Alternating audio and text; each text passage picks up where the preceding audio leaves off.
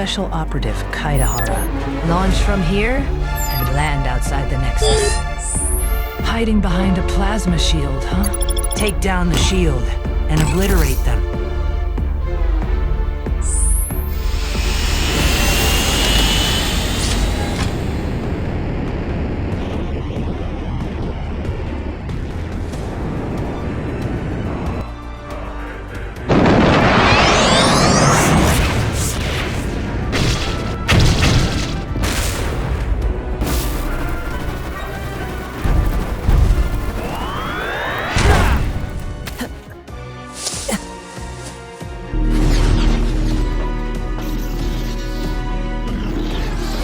One with wind and cloud!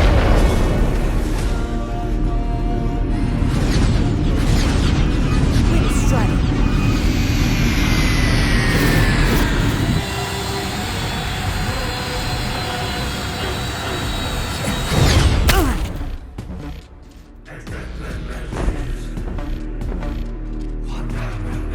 How amusing, Kaidahara.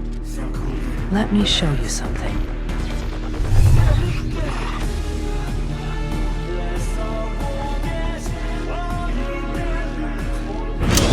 Now, try this.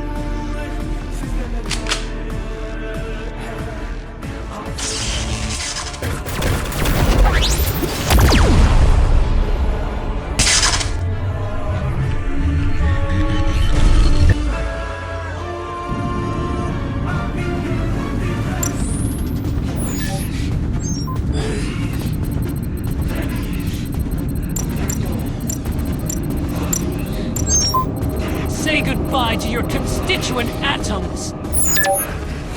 Fire missiles. Fire another. Fire them all!